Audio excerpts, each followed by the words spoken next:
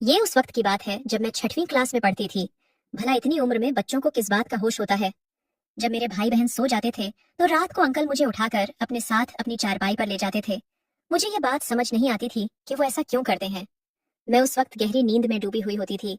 अगर मैं कभी जाग भी जाती थी तो वो मुझे चॉकलेट देकर फिर से सुला देते थे और कहते थे कि ये सब हमारे बीच की बातें हैं, तुम किसी और को मत बताना। अगर वो ना भी कहते तब भी मैं किसी को क्या ही बताती, क्योंकि मुझे खुद समझ नहीं आता था कि मेरे साथ क्या हो रहा है। वक्त गुजरता गया और वो रोज ही मेरे साथ। हेलो दोस्तों, आज की इस रोमांचक कहानी में आप सभी का स्वागत है। ये मेरे होश संभालने से पहले की बात है। तब मेरी उम्र मुश्किल से 10 साल थी। एक रोज पापा के एक दोस्त हमारे घर आए। वो हमारे शहर में नौकरी की तलाश में आए थे, इसलिए मेरे पापा ने उनको रहने के लिए हमारे घर में जगह दे दी थी।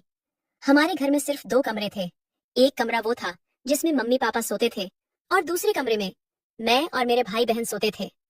वो मेरे पापा के बचपन के दोस्त थे, लेकिन मेरे पापा उन्हें अपने भाई का दर्जा देते थे। अंकल का नाम दानिश था।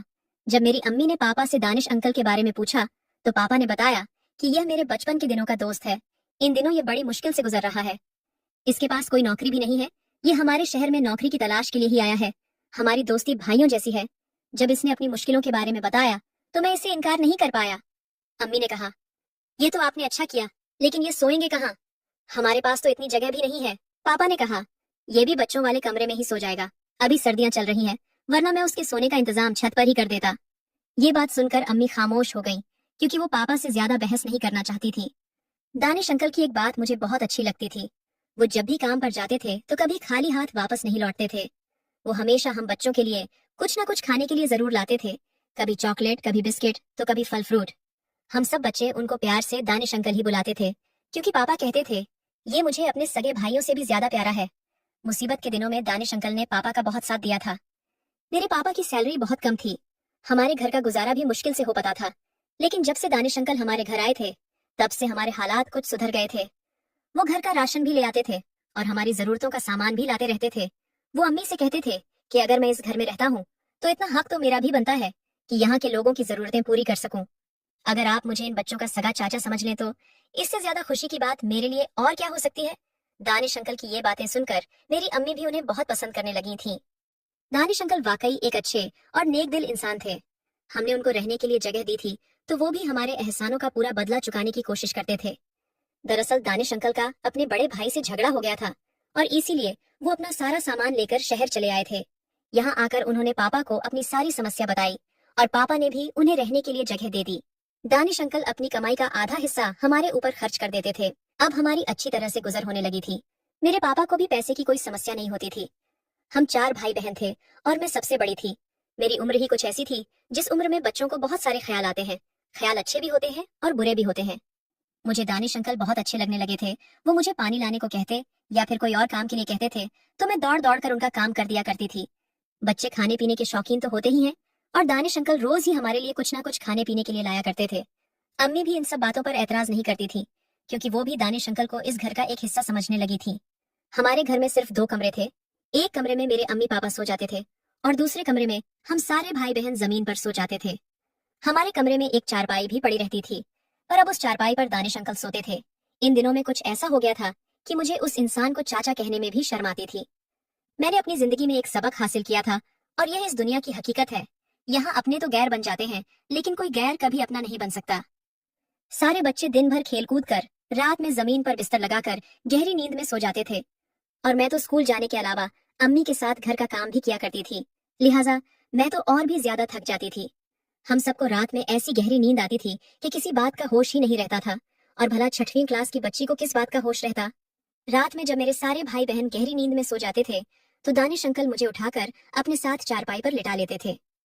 मैं उस वक्त गहरी नींद में डूबी हुई होती थी। अगर मैं कभी जाग भी जाती थी तो वो मुझे चॉकलेट या बिस्किट देकर फिर से सुला देते थे और कहते थे कि ये सब हमारे बीच की बातें हैं, तुम किसी और को मत बताना।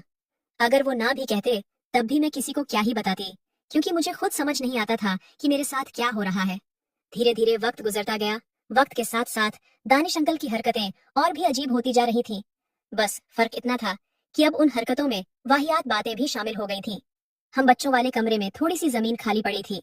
दानिश अंकल ने पापा को सलाह दी कि अगर आप बुरा ना मानो तो मैं इसी कमरे में एक छोटा सा कमरा बना सकता हूँ। मैं ऐसे बहुत लोगों को जानता हूँ जो कम पैसे में यह सारा काम कर देंगे और मेहनत मजदूरी मैं खुद कर लूंगा। मैं अपने मालिक से कहकर खिड़कियां दरवाजे भी बहुत कम पैसों में बनवा दूंगा। पापा को दानिश अंकल की बात बहुत अच्छी लगी। वैसे भी हमारे घर में एक और कमरे की सख्त जरूरत थी और जब पापा को लगा कि यह काम सस्ते में हो जाएगा तो वो भी खुशी खुशी दानिश अंकल की बात मान गए। कुछ ही दिनों में वह छोटा सा कमरा बनकर तैयार हो गया। पापा ने वो कमरा दानिश अंकल को दे दिया ताकि हम सारे बच्चे सुकून से अलग रहकर अपनी पढ़ाई कर सके और दानिश अंकल को भी अपना एक कमरा मिल सके। अब हम सारे अपने कमरे में सोते थे और दानिश अंकल अपने कमरे में सोते थे। पर जब मेरे भाई बहन सो जाते थे तो वह इंसान चुपके से हमारे कमरे में आ जाता था।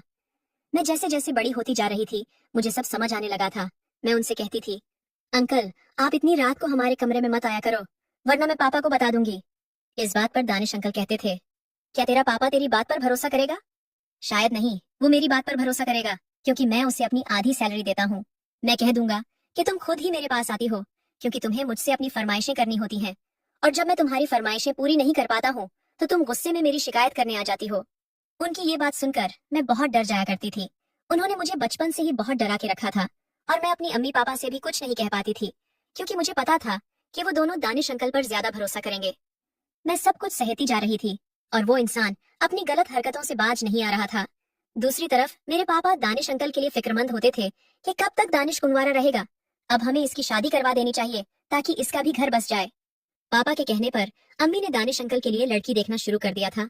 काफी मुश्किलों के बाद अम्मी ने दानिश अंकल के लिए एक लड़की ढूंढ दी थी और कुछ दिनों बाद उन दोनों का निकाह भी करा दिया गया। निकाह के कुछ दिनों बाद तक तो दानिश अंकल अपनी बीवी में खोए रहे पर फिर उन्होंने अपनी पुरानी हरकतें शुरू कर दी। जब उसकी बीवी अपने मायके चली जाती थी तो वह फिर से मेरे कमरे में घुस आता था। मैं किसी से कुछ कह भी नहीं पाती थी और दिल ही दिल में जलती रहती थी। मैं इस बात से भी डरती थी कि अगर पापा को कुछ पता चल गया तो वह न जाने मेरे साथ क्या करेंगे और ना ही मुझ में इतनी हिम्मत थी कि मैं अपनी अम्मी को कुछ बता पाती।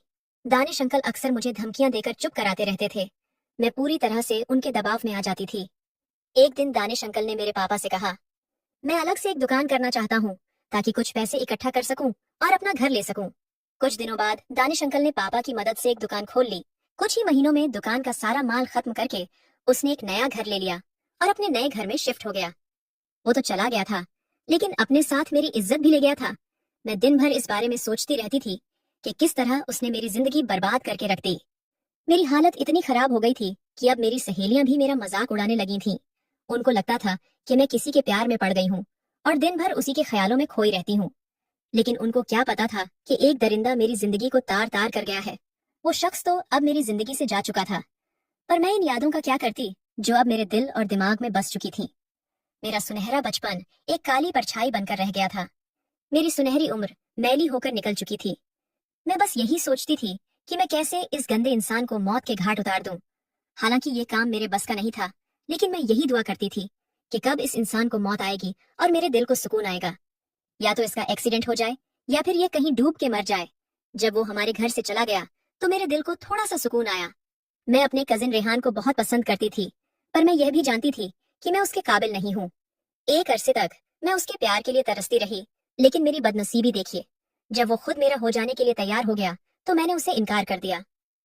हमारे बीच मोहब्बत का कोई चक्कर नहीं था लेकिन रेहान मुझे पसंद करने लगा था, इसलिए उसके परिवार वालों ने मेरे पापा से बात की थी। रेहान मुझे अपनी दुल्हन बनना चाहता था और उसकी दुल्हन बनना तो मेरा सबसे खूबसूरत सपना था।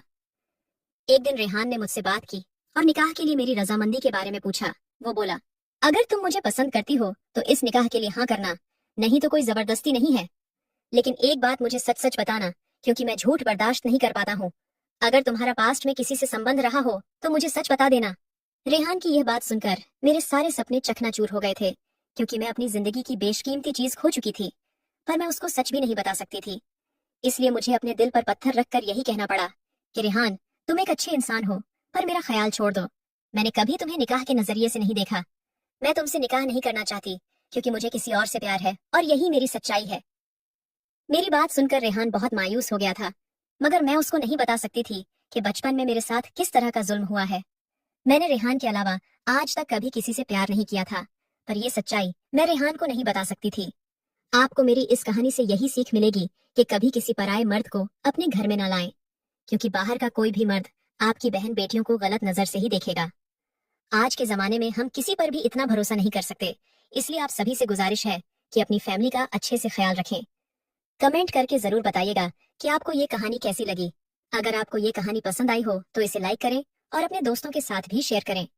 आगे भी ऐसी रोमांचक कहानियों के लिए हमारे चैनल को सब्सक्राइब करें और बेल आइकन दबाना ना भूलें।